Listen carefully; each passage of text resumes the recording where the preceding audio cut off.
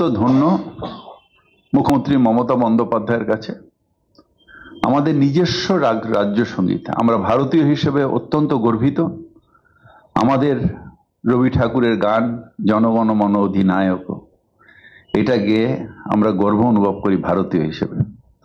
আবার বাঙালি হিসেবে, বাংলার মানুষ হিসেবে বাংলার মাটি বাংলার জল গেয়ে সমানভাবে গর্ব অনুভব করি। তাই সেটাও রবীন্দ্রনাথ ঠাকুরের। আর সেটার একটা বড় তাৎপর্য হলো, ঠিক আজকের মতন অবস্থা হয়েছিল যখন বঙ্গভঙ্গ হচ্ছিল, মানুষের মধ্যে বিদ্বেষ ছড়িয়ে দেওয়া হচ্ছিল। দুটো দেশ, মানে বঙ্গটাকে দুটো ভাগে, তখন দেশ হয়নি, বঙ্গটাকে দুটো ভাগে ভাগ করা হচ্ছিল শুধু ধর্মের ভিত্তিতে।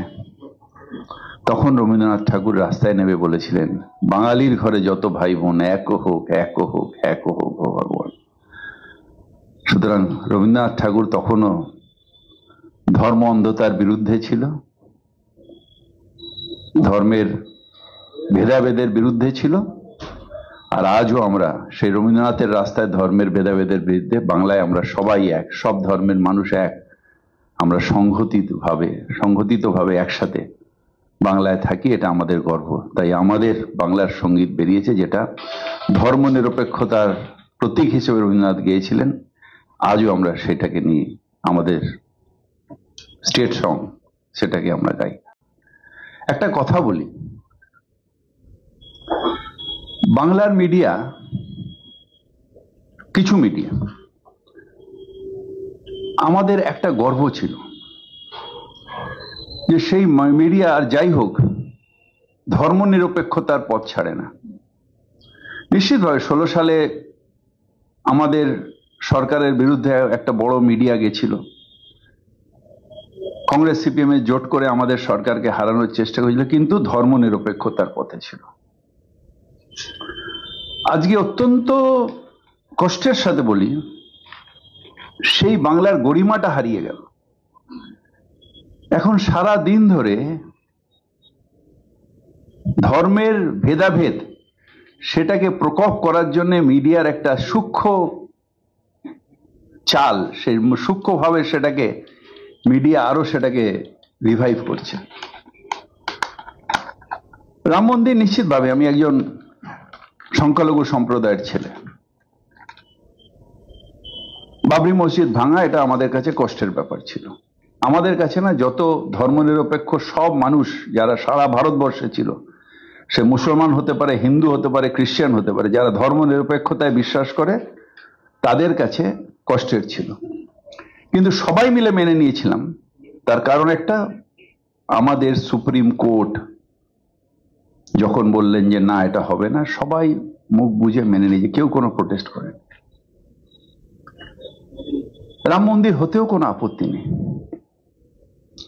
কিন্তু সেইটাকে নিয়ে একটা সূক্ষ্ম চাল, অর্থাৎ সারাদিন ধরে রাম মন্দির দেখাচ্ছে, সারাদিন ধরে হচ্ছে, আমাদের কোনো আপত্তি নেই, হোক রাম মন্দির।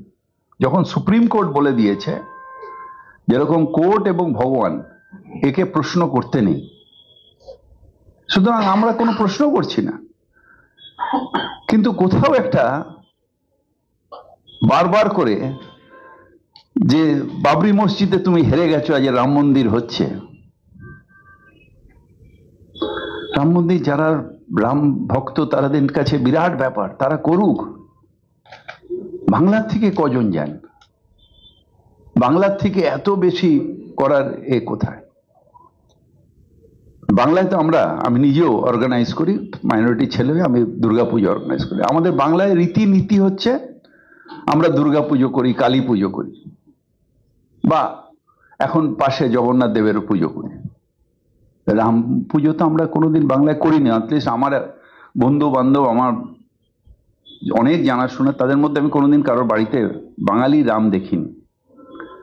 ঠিক আছে, যারা করছেন, এখানে অনেক নন বেঙ্গলি মানুষ আছেন, তারা রাম পুজো করছেন, অনেক দিনের 500 বছরের আন্দোলন করছেন, আমাদের কোনো আপত্তি নেই।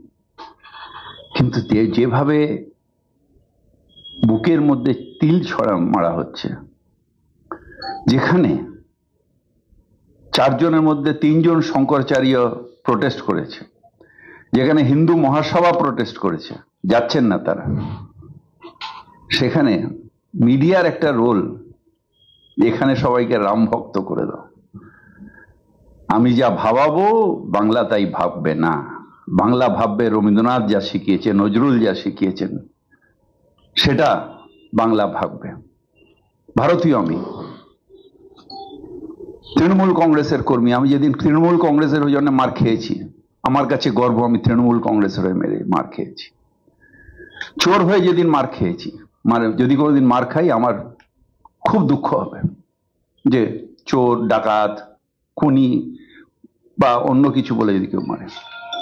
কিন্তু যদি কেউ আমাকে কোনোদিন মুসলমান বলে একটা চর মারে, আমার যে বিশ্বাস, আমার যে ভারতবর্ষের অধিকার, আমার যে আবেগ ভারতবর্ষের প্রতি, সেটা চুরমার হয়ে যাবে।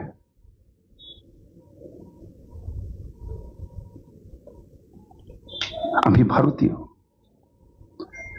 এই দেশ আমার, এই দেশের ধর্মের অধিকার সবার আছে। কাউকে শুধু ছোট করে ধর্মা আবেগকে করে শুধু হই হই হই হই করে একটা পলিটিক্যাল কারণে, হ্যাঁ ঠিক যে সেন্ট্রাল গভর্নমেন্ট মিডিয়াকে প্রচুর টাকা দিচ্ছে, মিডিয়া ম্যানেজমেন্ট, কিন্তু ভাবাবেগটাকে নষ্ট করে দিয়ে বারবার করে হীন করা, এটা আমার মনে হয় না ঠিক হচ্ছে।